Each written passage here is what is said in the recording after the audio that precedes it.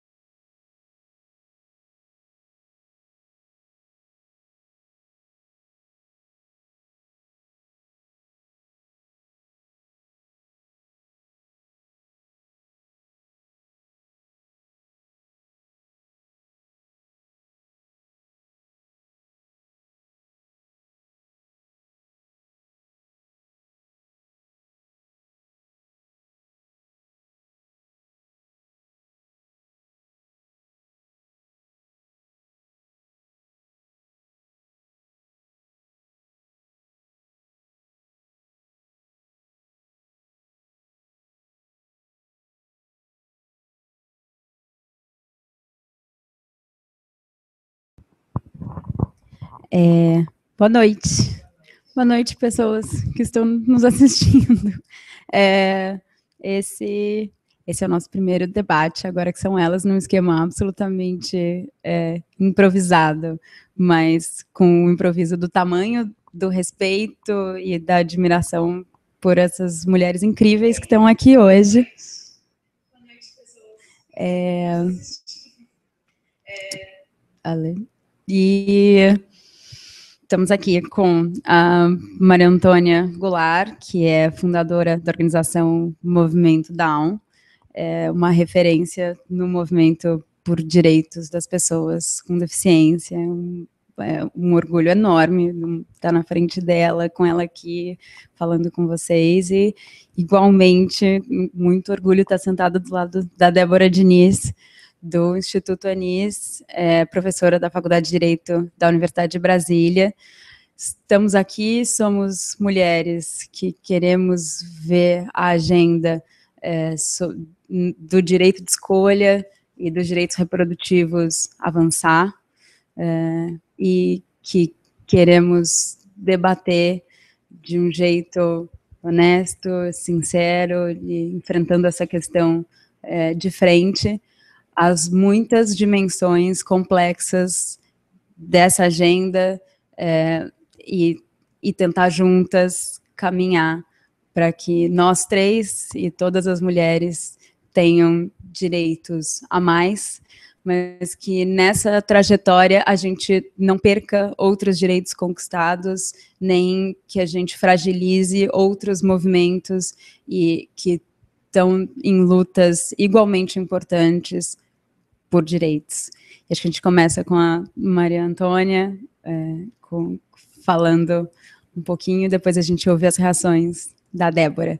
A gente tem um microfone que a gente vai passar e é um pouco o nosso sinal de como a gente quer dividir a fala.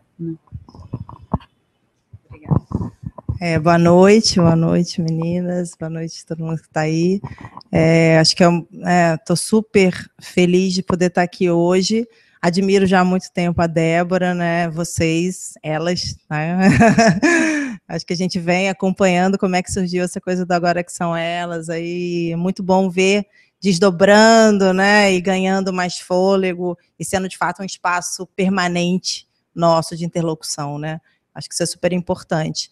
E eu acho que foi muito legal essa possibilidade de a gente ter publicado artigos, né, que olhavam por olhares diferentes, uma mesma questão, né, porque é isso mesmo, né, são vários olhares, a questão é complexa, sobre como o Zika vírus, né, afeta as gestantes e toda a discussão, né, que vem junto, em relação ao aborto, em relação ao que fazer quando essas crianças nascem, como amparar essas famílias, como acolher essas crianças, né?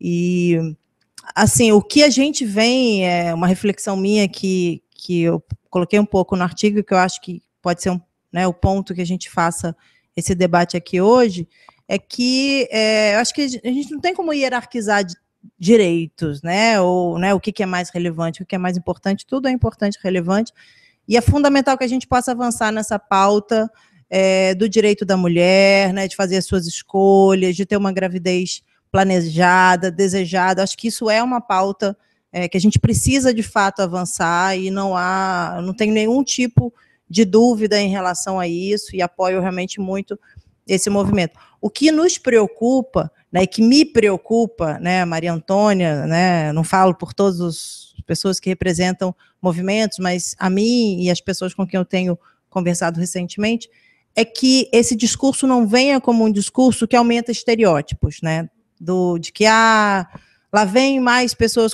com deficiência. A gente viu, né, frases como uma geração perdida, que nos preocupa muito, né, porque a gente não acha que uma geração com mais pessoas com deficiência é uma geração perdida, a gente não acha que as pessoas com deficiência são um ônus social, que a sociedade tem que carregar, um fardo que precisa ser. Então, assim, a forma como essa questão é colocada, ela é tão relevante quanto ela em si, né? Então, assim, a gente não pode, nesse momento, permitir que se fortaleça esse tipo de estereótipo, até porque, como eu vinha falando até com Débora numa das oportunidades que a gente teve de conversar, por exemplo, o Movimento das Pessoas com Deficiência, que já vem há alguns anos batalhando, né, por uma série por ampliação de direitos e por fazer valer seus direitos, a gente está atualmente, né, hoje em Brasília, o Supremo ia analisar a questão, mas acabou que não analisou, mas a gente está enfrentando uma ação civil pública da Confederação de Escolas Particulares, pedindo a declaração de inconstitucionalidade do artigo da Lei Brasileira de Inclusão, que diz que é a responsabilidade das escolas oferecer aos seus alunos com deficiência os recursos necessários. Que parece o óbvio, né? Que uma escola tem que oferecer para o aluno aquilo que ele precisa para aprender, porque, afinal de contas, ela está ali para ensinar. Então, assim, a gente está num momento de muito enfrentamento com algo que deveria ser o óbvio, né? Que todo mundo tem direito a um sistema de educação onde ele aprenda, que isso é responsabilidade do sistema, e não um ônus que a família tem que arcar, ou a pessoa tem deficiência, é ela que dê conta disso, ela que se vire para ser de outro jeito. Então, eu acho que a nossa grande preocupação, a minha grande preocupação, é que essa discussão que é importante, que precisa acontecer, e que é uma pauta que a gente precisa avançar, ela venha, mas sem fragilizar, né, esse outro lado, e sem aumentar realmente os estereótipos que a sociedade já tem e que já é uma luta grande que a gente tem aí em relação, né? Então, vou colocar essa bola aí. Eu, na verdade, queria também, de novo, agradecer a oportunidade que vocês nos deram de nós nos conhecermos pelos textos e pessoalmente. Mas muito a você, Maria Antônia, a generosidade com que você me acolheu a primeira vez que eu te telefonei. Se o debate público, o debate político sempre tivesse essa generosidade, a gente consegue ir se corrigindo junto, né? Então, eu queria primeiro começar como sendo alguém que lidera o grupo que diz nós vamos ao Supremo para garantir os direitos das mulheres envolvidas na epidemia, ou nisso que se sabe, que eu acho que é importante esclarecer algumas coisas. Eu queria primeiro firmar um compromisso de que tudo o que você acabou de dizer também é a nossa luta. Então, que o reconhecimento de que a diversidade é algo rico para a nossa convivência é também o nosso ponto de partida. E que nós não vemos nenhuma incompatibilidade entre isso que alguns grupos podem chamar inclusão, nós chamamos igualdade, nós chamamos a justiça, com o que nós chamamos dos direitos das mulheres nesse momento, que não são só das mulheres. Quando nós vivemos agora esse momento de uma imensa incerteza. O que está acontecendo no Brasil? Nós temos dúvidas, porque nós temos uma instabilidade política, nós não conseguimos muito bem repetir os dados que nós temos, são 5.280 casos notificados. Será que nós temos um excesso de notificação? Será que nós temos, de fato, isso que parece ser uma nova síndrome neurológica? Será que, de fato, é uma nova síndrome? É associada ao Zika? Ou é alguma outra coisa que nós não sabemos? Então, eu reconheceria que nós temos um estado de incerteza. Só que o estado de incerteza ele não pode nos confundir quanto a uma agenda de garantia de direitos. Esse é o nosso primeiro ponto de partida. E de garantia de direitos para quem? Para as mulheres e para as futuras crianças, que são as duas populações diretamente envolvidas aqui. Em alguma medida, nós sempre estamos falando das mulheres, porque são as mulheres que são as cuidadoras no nosso modelo de vida social, de uma centralidade na maternagem, seja das crianças com deficiência ou sem deficiência, dos idosos, não é? A interdependência passa pelas mulheres. E nesse efeito perverso dessa hipótese de que o Zika poderia causar algo que nós não sabemos o que é. Nós não sabemos se é para ela, se é para as futuras crianças, nós não sabemos, mas há uma hipótese em curso. Então, qual é o nosso cuidado para, de fato, nós não aumentarmos uma discriminação injusta? Primeiro, é reconhecer que nós vivemos em uma sociedade discriminatória contra as mulheres e contra as pessoas com deficiência, que também são mulheres, né? Mas vamos chamar como esses dois grandes blocos. O segundo é que nós temos um desafio histórico, mas político também no Brasil, de aproximar essas duas agendas. Elas falsamente pareciam estar em colisão. Mas eu repito, nós estamos, no fundo, falando de mulheres. Mulheres no seu campo reprodutivo, mulheres cuidadoras e mulheres na maternagem. Qual é o nosso compromisso para cuidar disso? Eu queria primeiro esclarecer qual é o nosso pedido e quais são os cuidados que nós queremos tomar, né? Então, o nosso pedido é que, dada a situação de incerteza da epidemia, se nós não sabemos como cuidar, como tratar, como resolver o que nós estamos aí descobrindo, nós podemos cuidar dos direitos. E como é cuidar dos direitos? Nós temos, neste momento, uma ideia de dois grandes pedidos. O primeiro é que as mulheres infectadas pelo Zika vírus, seja informada por um teste, o melhor teste que tiver, hoje é um PCR, um teste de sangue, ou por uma avaliação clínica, que é a realidade de grande parte das mulheres no Brasil. Não podemos pedir um padrão de acesso à saúde que não existe. Que elas possam escolher. Então, nós não estamos falando que ela vai interromper a gestação ou ela não vai, porque o futuro filho vai ou não ter determinada singularidade físico-mental. Não, ela sequer sabe disso. Ela está numa situação de desamparo pela epidemia. E aqui eu faria um paralelo com o que nós vivemos com o caso do estupro. No estupro nós temos um permissivo legal de quase 100 anos, que nós não fazemos uma pergunta de quem vai ser esse feto, uma futura criança. Nós reconhecemos que essa mulher vive uma situação de intenso sofrimento por uma violência injusta. E aqui nós consideramos que é um desamparo, de uma falência de uma política de saúde, de políticas públicas, e que essa mulher, ela poder pelo menos escolher como ela quer viver o seu projeto reprodutivo.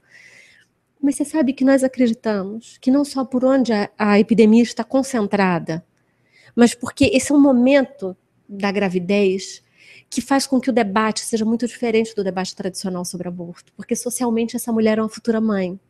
Ela se vê doente, ela não está naquele mundo ainda clandestino que nós estamos no debate tradicional sobre aborto. Então, socialmente, ela tem várias camadas de negociação a fazer.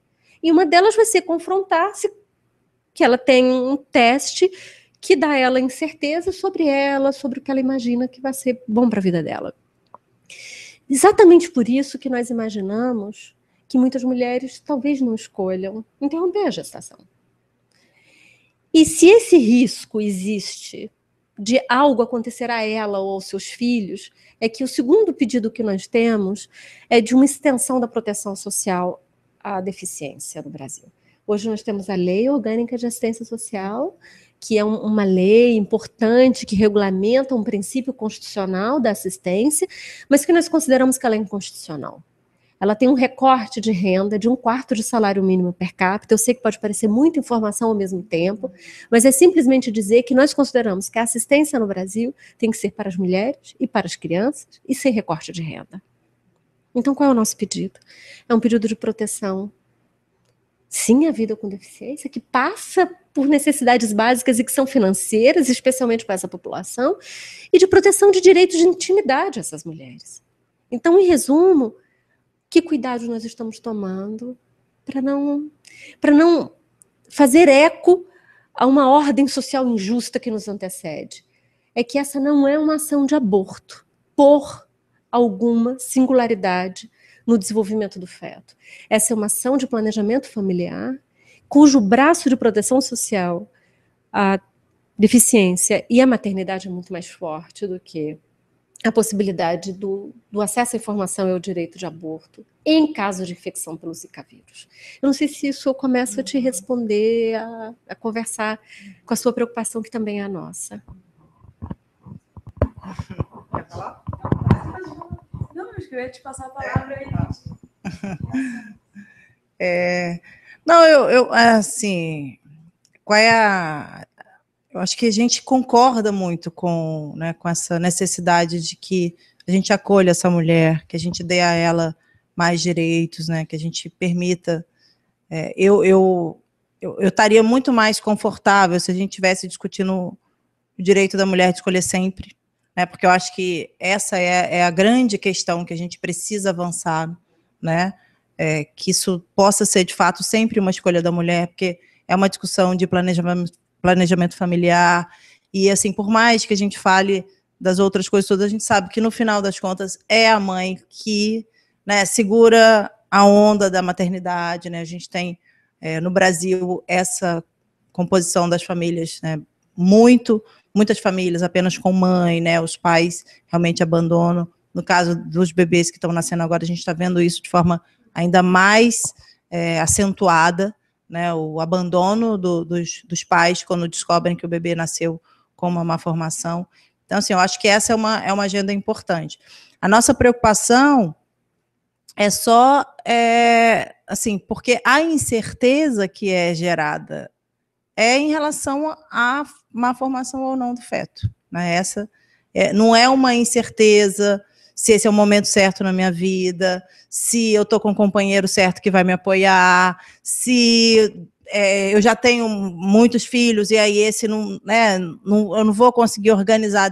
Então, assim, é uma incerteza, não são, como no caso, em geral, quando a mulher está diante da dúvida de levar à frente ou não a gravidez, ela está diante de vários outros aspectos, né? Então, a nossa preocupação é essa, né, que por mais que a gente tire o foco da discussão da má formação e da deficiência, mas é ela que está no pano de fundo na definição do quadro de incerteza. E assim, no caso do estupro, né, pode ser qualquer condição daquele bebê, né, é uma espécie de sinal que o Estado passa para a sociedade, né, de falando, olha, a gente reconhece que essa sociedade valoriza, entende a violência pela qual essa mulher passou, e por isso vai dar a ela a chance de não ter esse bebê que vai fazer com que ela o resto da vida relembre, viva e reviva essa situação de violência, né?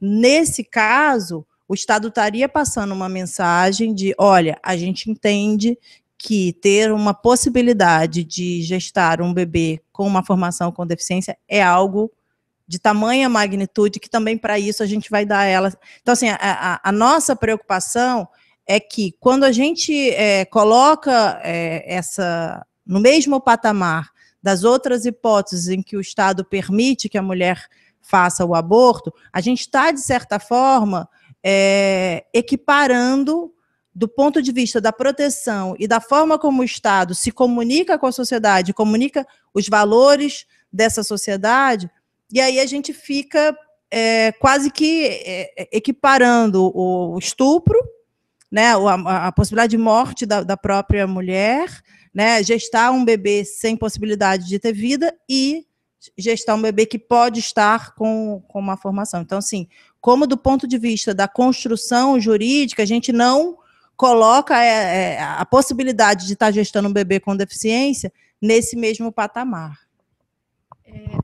Eu acho que esse é um ponto muito importante, mas eu tenderia a deslizar um pouco dele para outras composições, talvez voltando para o que eu disse. Vamos lá. O primeiro é que eu também adoraria que a nossa discussão política fosse sobre a possibilidade do direito ao aborto.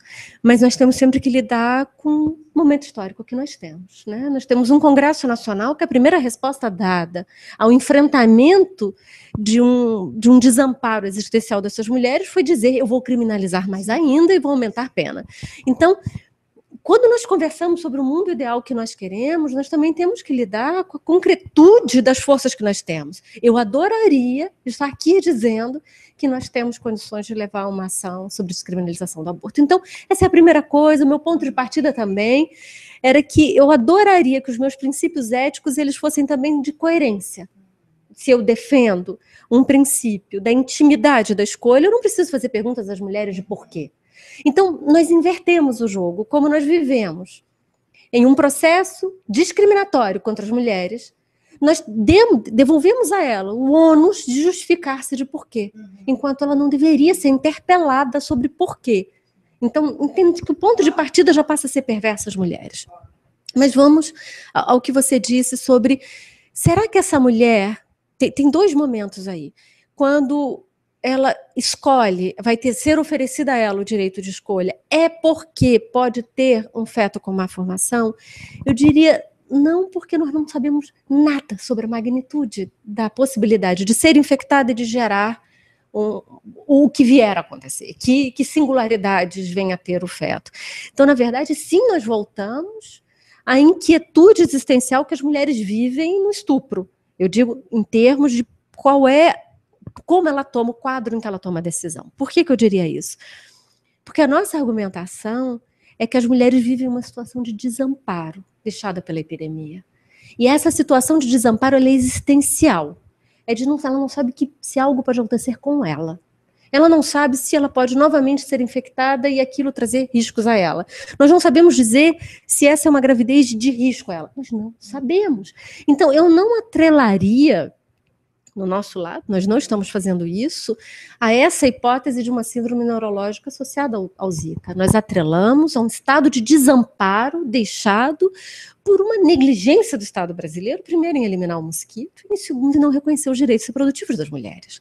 A epidemia nos lança um grande desafio, que é reconhecer que proteger direitos reprodutivos é proteger a saúde pública, é promover a igualdade.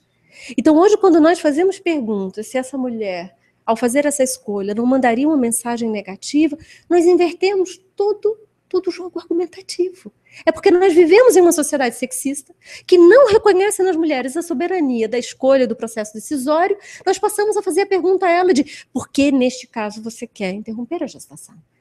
Lembre que no estupro, as pessoas conseguem dizer, eu ofereço a você uma bolsa estupro, você pode encaminhar para adoção. As mulheres são continuamente interpeladas sobre o desamparo em que vivem, que elas podem ser capazes de minimizá-lo.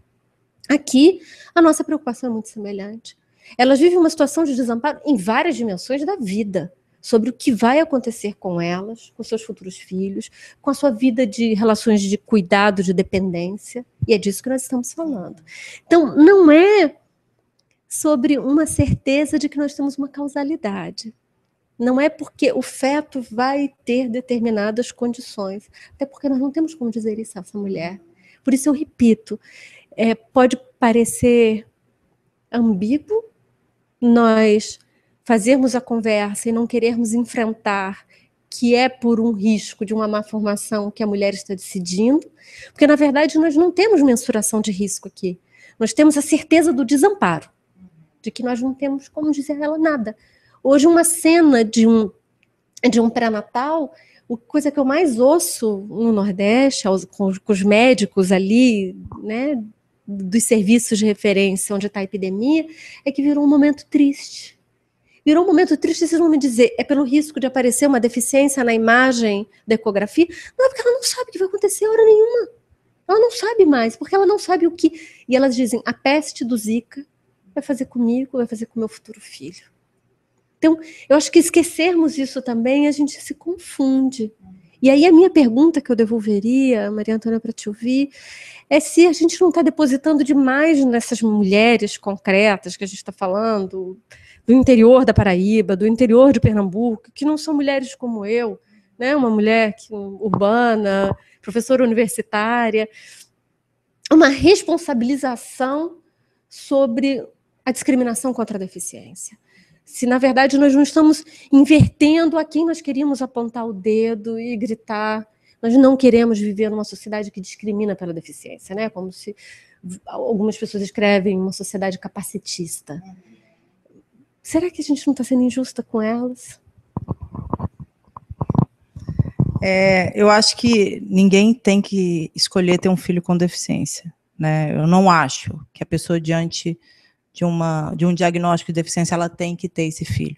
Eu acho que sempre, diante de qualquer situação, seja com diagnóstico de deficiência ou não, ela tem que poder escolher se vai ter ou não, porque é isso, a deficiência é uma das questões que forma a opinião da mulher sobre se ela quer ter aquela gestação ou não. Eu conheço vários casos de pessoas que tiveram o diagnóstico de deficiência do bebê detectado ainda durante a gestação e optaram por ter o filho porque... E conheço casos de pessoas que optaram por não ter, e acho que as duas estão na mesma situação, no mesmo... De fato, a gente tem uma situação muito triste no Brasil, né? Que é quem, nessa situação, decide interromper e tem uma situação financeira confortável, faz sem risco, ou, né, com pouco risco, numa clínica privada clandestina e resolve o seu problema. Né, assim, do ponto de vista da interrupção, não, né, não que isso não deixe marcas, e a gente sabe que não é fácil, não é uma escolha fácil, né, que nenhuma mulher quer sair por aí abortando, a gente sabe que isso é um custo pessoal grande, né? E essas mulheres pobres e que não têm essa condição, elas acabam recorrendo, né, a métodos ou a lugares sem condições, e muitas acabam morrendo ou tendo uma série depois de consequências para a saúde, para, né, mesmo capacidade depois de ter outros filhos e tal. Então, assim, eu acho que também não dá para ser hipócrita e fingir que não há uma diferença hoje socioeconômica no Brasil que determina, né, que determinadas mulheres acabam tendo na prática esse direito que a legislação veda e outras não. Né? E é muito cruel a gente querer exatamente nessas que não têm, colocar ainda mais essa responsabilidade nesse momento que a gente está. Eu acho que não é esse o caso. Né? Eu acho que eu me preocupo e me solidarizo com essas mulheres pela impossibilidade de estar tendo uma gestação tranquila, feliz, e, né, como todas deveríamos ter, né, porque a gente sabe como é importante para a mulher e para o bebê, né, que a gestação seja tranquila. Mas, assim, a gente também não pode desconsiderar que a forma como o ordenamento jurídico, né, determina, né, e valora determinadas questões ou não, isso influencia na nossa vida cotidiana. Né? Então, por mais que a gente queira avançar para que essas mulheres tenham esse direito, eu acho que o alargamento do direito com essa hipótese ela é uma coisa importante, mas a gente tem que colocar também no debate se isso não vai gerando um quadro jurídico que fragiliza os direitos por reduzir a sua relevância social na medida em que você equipara essa situação. Então, assim, quando você me fala, a gente não deve associar a essa demanda a má formação, eu já fico mais tranquila. Né? Eu acho que isso já é um passo para a gente começar a ir distanciando essa possibilidade de você dizer que ela vai poder abortar nesse caso porque o bebê pode ter uma formação. Né? Então, acho que não fazer essa associação é importante. Infelizmente, hoje a imprensa faz essa associação o tempo inteiro, todos os dias a gente lê os jornais, e a questão central é a microcefalia e o Zika, né? Essa associação ela é feita, então, assim, eu acho que conseguir avançar para distanciar essa questão, eu acho que isso é essencial para que a gente possa, né, de fato, ir afastando esse risco em relação à redução de direitos e aumento de estereótipos. E eu acho que tem uma questão também, que é como é que a gente faz todo o apoio e aconselhamento dessa família, né? Porque a gente ainda tem uma visão na sociedade de que, uma vez diante desse diagnóstico, você não deve ter o bebê. E se tiver, aí é um problema seu, porque você sabia o que estava para acontecer com você. Então, assim, será que a gente, né, como é que também a gente lida com isso? Com que essas mulheres que têm o diagnóstico do Zika decidem levar à frente da gestação, se elas também não vão sofrer um preconceito depois e uma não oferta de serviços que são necessários, que seu bebê vai precisar, que seu filho provavelmente vai precisar durante toda a vida, com mais ou menos intensidade, né, de acordo com a extensão dos efeitos, né, da Zika nesse feto. Mas será que o Estado também não vai puni-la novamente e falar, olha, você sabia que tinha uma formação, agora que você teve, não vai me pedir renda, não vai me pedir serviço de saúde, não vai me pedir serviço de educação, não vai me pedir... Então, assim, eu acho que também como a gente vai colocando a questão, ela é importante, porque depois isso vai desdobrando em todas essas outras questões, né, que essa mulher e esse bebê vão levar durante a vida. Hoje a gente já tem um quadro de pouca oferta no serviço de saúde, né, do serviço de estimulação. A gente lá no Movimento Down recebe centenas de e-mails de gente do Brasil inteiro que fala, na minha cidade não existe nenhum fonoaudiólogo. Como eu faço a estimulação do meu filho que tem dificuldade de falar, né, que precisa dessa estimulação que vocês falam que é tão importante, né? A gente recebe no período de matrículas, mas assim, não é uma nem outra, não. A gente recebeu esse ano quase 1000 denúncias de famílias que falam assim, eu fui a 20 escolas e nenhuma aceitou meu filho porque ele tem deficiência. Então, assim, a gente já tem um quadro de desassistência, ou de que fala assim, eu fui na escola pública, porque ela é obrigada, e aí a diretora fala, claro, a gente vai receber seu filho, mas você sabe que ele não vai aprender, né? Como é que uma mãe se encoraja a deixar o filho nessa escola ouvindo esse tipo de... Então, assim, a gente já tem um quadro de desassistência. Como é que a gente vai construir esse apoio a essa mulher? Eu acho que isso também é uma questão central que precisa andar junto com esse debate. Eu acho esse um ponto absolutamente fundamental, e só quem está... Se a gente imaginasse uma linha do tempo, né, no que esse debate vai provocar, é capaz de trazer para um momento anterior. Você está dizendo, certo, vamos imaginar então essa mulher que vai dizer, eu quero tomar... Vamos esquecer o debate da moralidade do aborto. Essa mulher escolheu ter. Será que ela não vai sofrer responsabilizações por isso?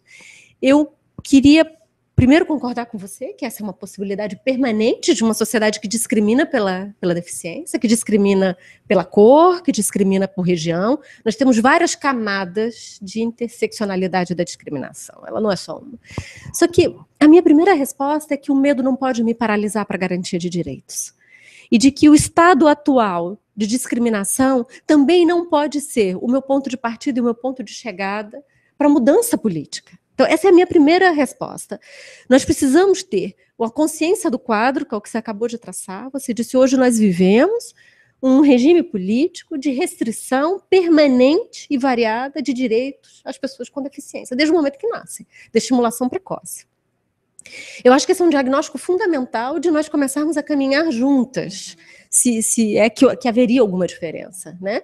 De que se nós queremos que todas as mulheres sejam amparadas nas suas escolhas, a nossa conversa sobre proteção social, ela é tão fundamental quanto uma conversa sobre decisões íntimas e privadas.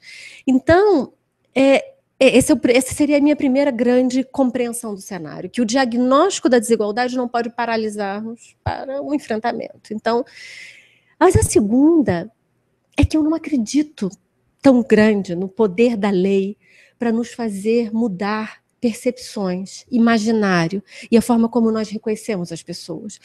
A lei penal, ela restringe direitos, mas a lei, ela não é capaz de garantir reconhecimento. Então, o que nós estamos pedindo é a retirada de um regime punitivo do Estado que intimida, amedronta e pune as mulheres. Nós não estamos pedindo um Estado que diga, nós vamos agora punir as mulheres por terem. Nós estamos pedindo o contrário. Então, tanto o seu exemplo, que a lei ela não é suficiente para alterar regimes de reconhecimento, que nós temos leis que garantem a participação das crianças, a permanência das crianças com deficiência na escola, e nós não conseguimos fazer com que as escolas garantam esse direito. Então, a lei ela não é suficiente, ela é só um passo para nós lutarmos pela igualdade. Aqui nós estamos falando de um passo ainda anterior. É de tirar a lei penal das mulheres. É parar de usar um Estado para dizer para as mulheres, eu vou botar você 15 anos na cadeia. É disso que nós estamos falando. E o restante me parece que nós concordamos.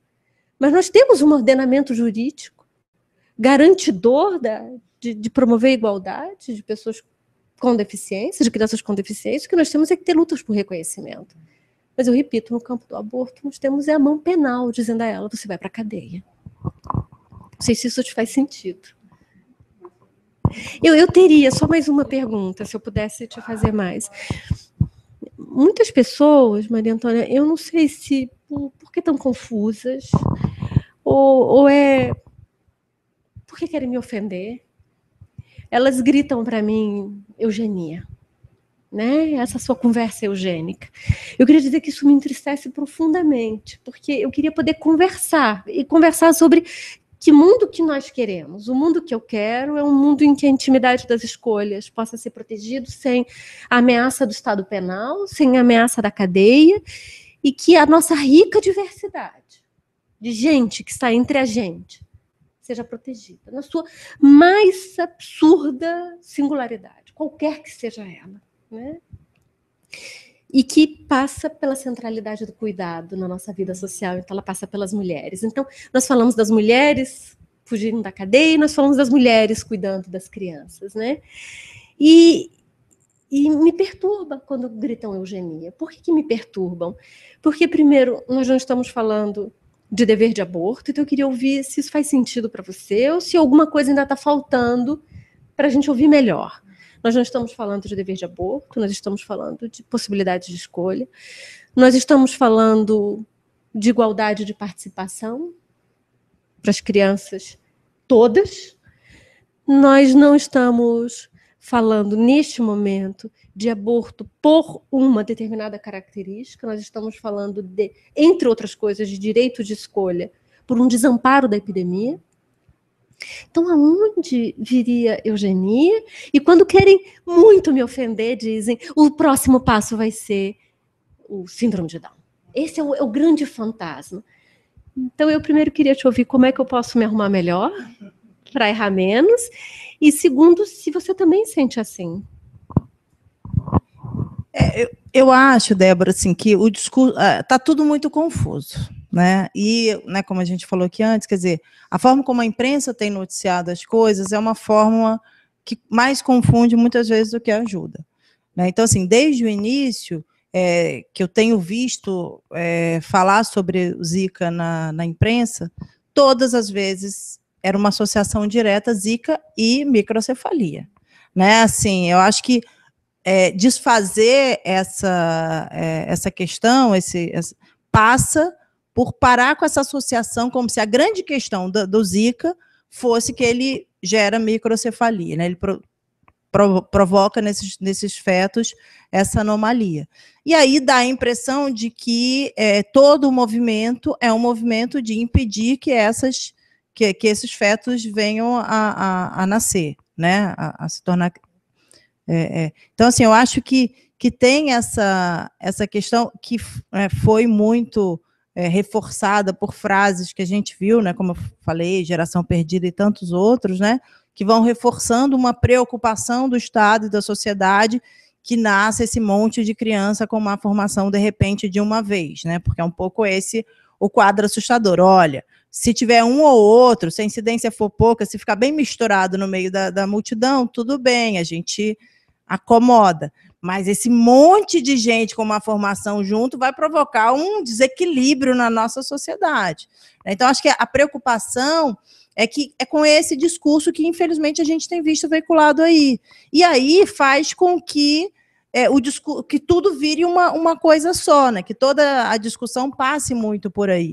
Então, eu acho que é importante que a gente consiga separar, né, primeiro, a discussão do Zika como uma epidemia que precisa ser erradicada, assim como a dengue, assim como, né, tantas outras, ponto.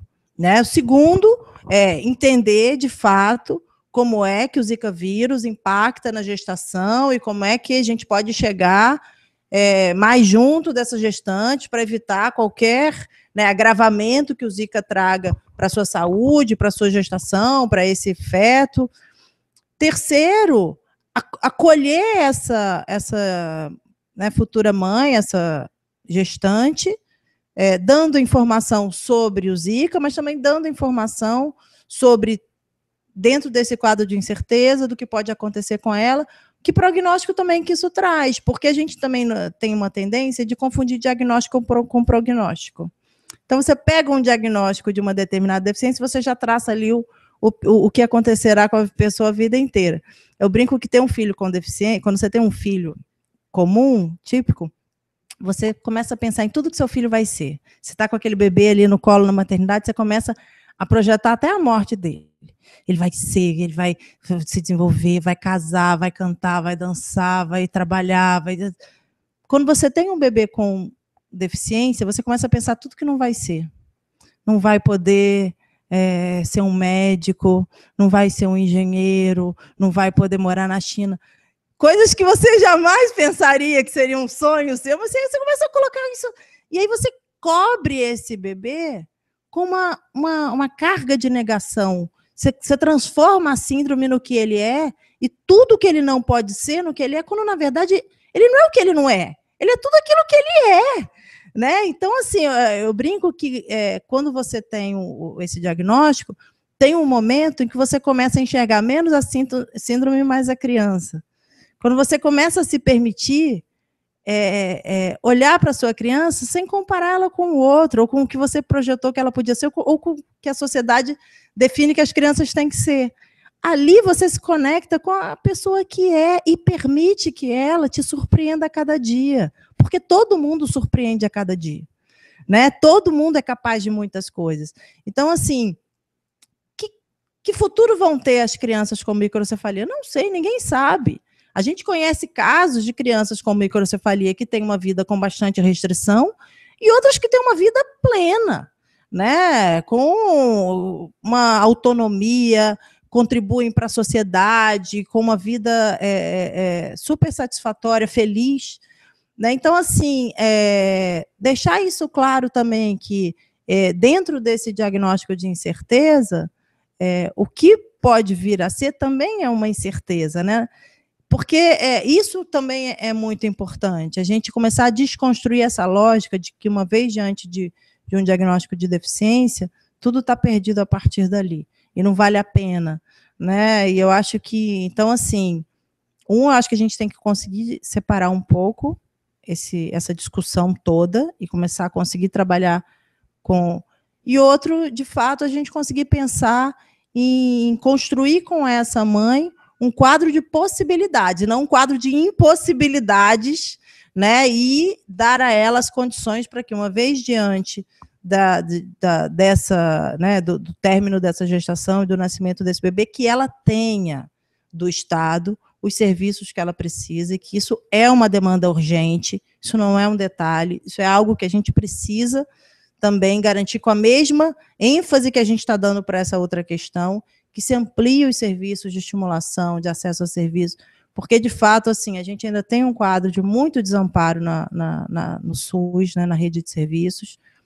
Então, acho que talvez o primeiro passo é a gente conseguir separar o que você está falando do quadro de desamparo, dessa relação direta Zika e microcefalia. Eu acho absurdamente genial o que você acabou de dizer, e eu queria dizer que eu concordava com tudo, mas aí você veja o que uma ordem política, um Estado sexista e discriminatório contra as mulheres fazem.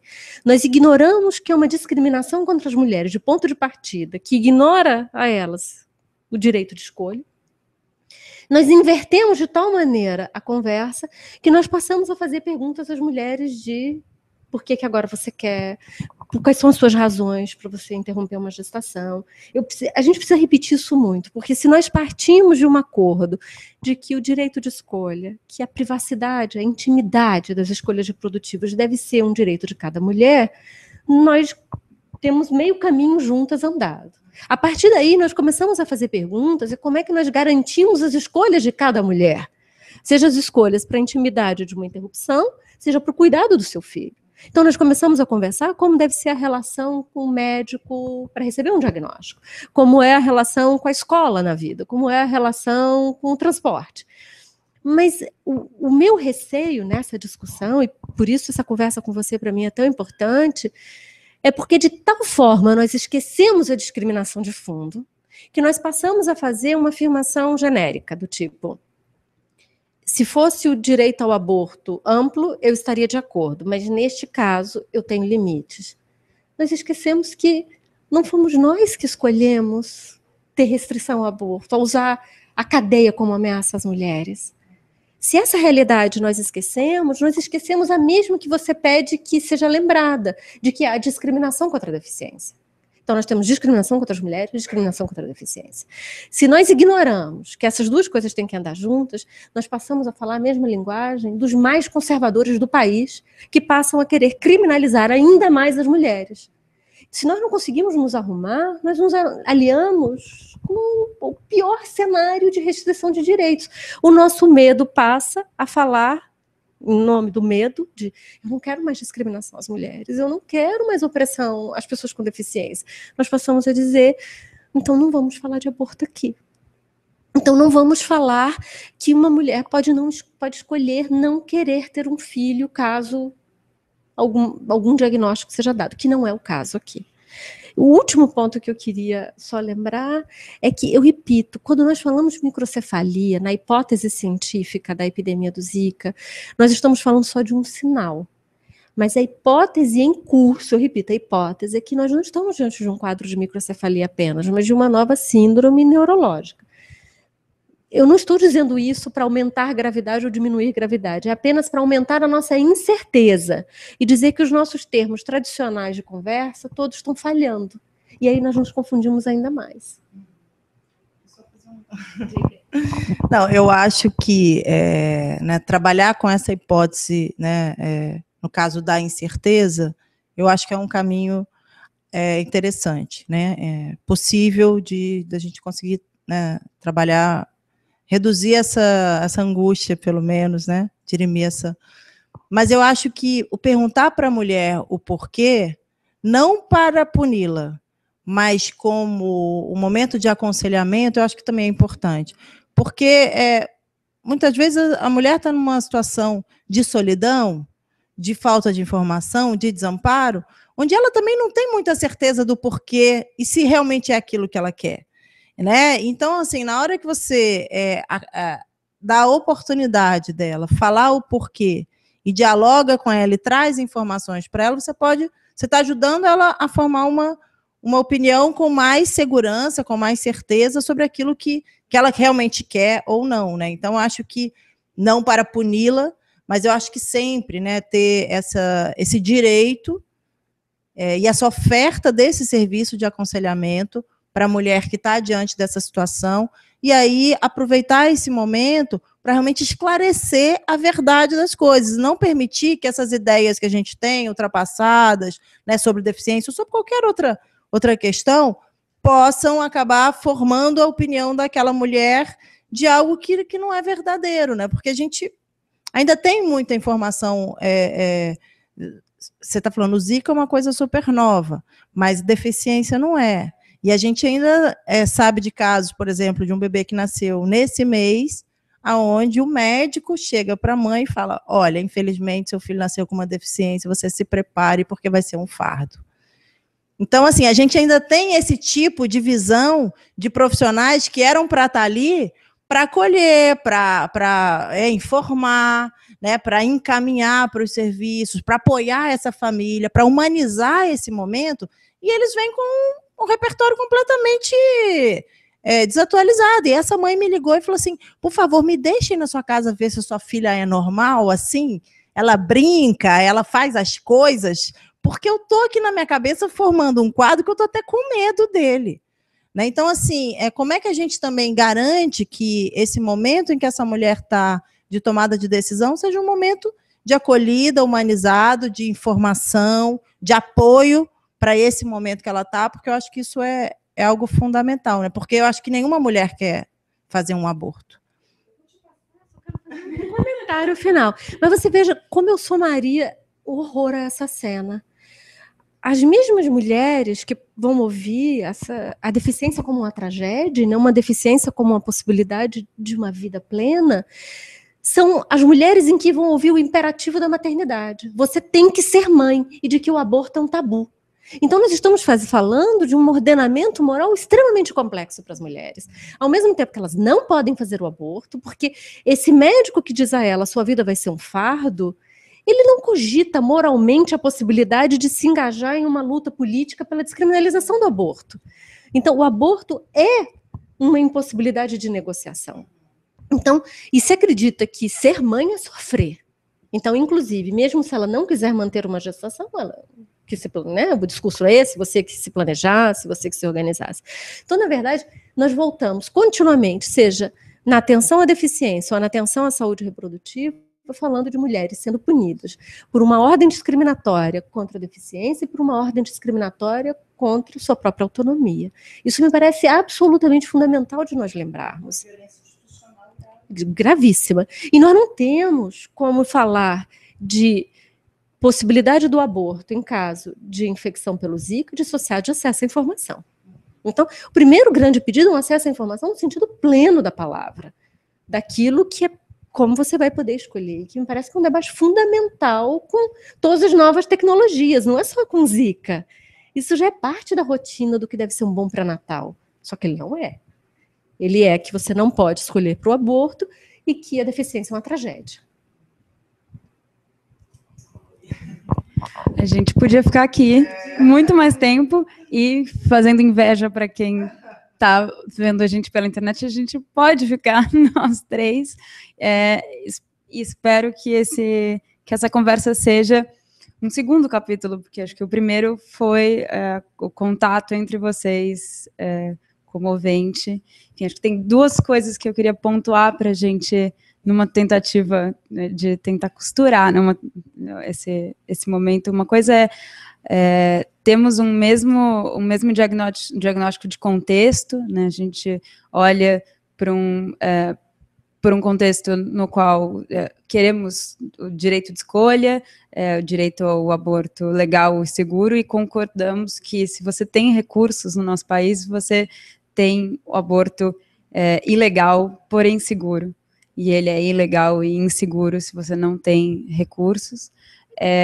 Concordamos que existe uma epidemia de Zika, que sobre isso não se sabe muito, mas que isso já é suficiente para a gente ter para a gente chegar a uma conclusão que é sobre esse estado de incerteza, o medo, essa situação que é suficiente para a gente caminhar, avançar na agenda de direitos, na agenda pelo direito da escolha, dos direitos reprodutivos, e concordamos que seria muito melhor se estivéssemos discutindo o direito de escolha não conectado a tamanho desamparo, a tamanha incerteza, mas é a situação na qual estamos e precisamos avançar. E aí temos também, acho que a outra convergência que sai dessa conversa é que essa incerteza não é qualquer incerteza. Ela é uma incerteza ligada a gerar ou não uma pessoa com deficiência, então é evidente que a gente precisa se preocupar com avançar nessa agenda dos direitos da mulher, nesse contexto, sem fragilizar as lutas pelos direitos da pessoa com deficiência, da mãe, dessa mulher mãe que pode optar por gerar uma pessoa com deficiência. Então, essas são um pouco as questões que surgiram aqui. Mas eu acho que a gente não pode terminar essa conversa sem pensar sobre o que é esse momento de duas pessoas que divergem, que têm questões, que têm preocupações, cada uma vindo dos seus espaços, né, que tem das suas redes, das suas experiências, e que estão aqui buscando todos esses pontos de convergência e outros que a gente possa encontrar. Isso é, infelizmente, muitíssimo raro na luta por direitos, no nosso debate político, público, hoje em dia, em que a gente poucas vezes senta para ter uma conversa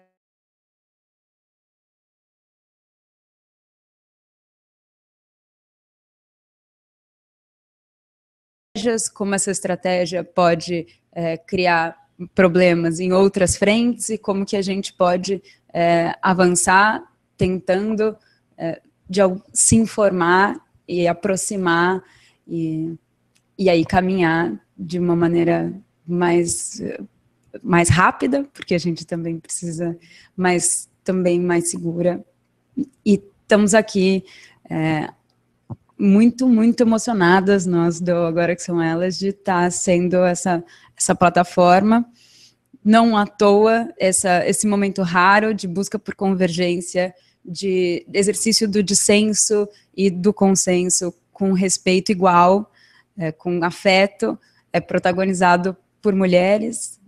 Pensemos sobre isso e pensemos juntas, que essa seja mais um capítulo, depois do texto de vocês, 2 artigos comoventes, desse contato, da disposição para o diálogo raríssimo, e que a gente espera que isso ensine, não só sobre essa agenda a gente saia com lições, mas que a gente saia com lições sobre todas as agendas, sobre a luta por direitos, porque temos muito que aprender com vocês duas e com esses gestos. Não sei se vocês viram, mas várias outras organizações, vendo que ia ter o debate aqui, já marcaram. Vamos fazer, vamos fazer. Então, acho que vocês também estão abrindo a temporada. Tomara. Enfim, muitíssimo obrigada. Foi muito lindo o seu dia hoje, não? É isso. Muito obrigada. Muito obrigada por essa disposição pela busca de convergências. Gente, fiquem com inveja. A gente segue aqui.